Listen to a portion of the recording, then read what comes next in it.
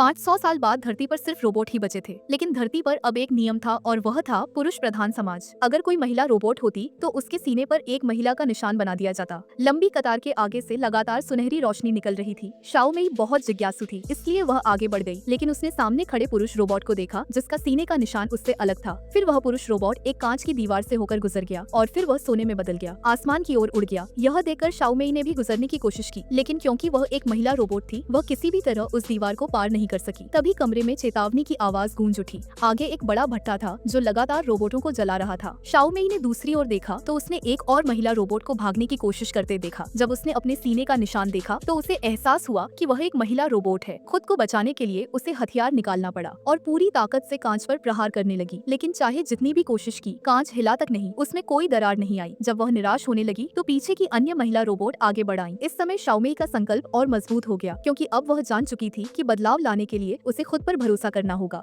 सभी महिला रोबोट एकजुट हुईं और एक साथ हवा में कूदकर कांच पर प्रहार किया। एक पल में कांच पर बड़ी दरारें पड़ गईं। अंततः उन्होंने कांच को तोड़ दिया और सुनहरी महिला रोबोट बन गई। आसमान की ओर उड़ चली, लेकिन जैसे ही वे बाहर पहुंची, उन्होंने देखा कि बाहर युद्ध छिड़ा हुआ है। असल में पुरुष रोबोट घर की रक्षा करने गए थे, जबकि महिला रोबोटों को ऊर्जा एकत्र करने के लिए छोड़ा गया था, क्योंकि उन्होंने अभी अभी सुरक्षा कवच तोड़ दिया था। अब उनका सामना पछतावे और विनाश से होना था।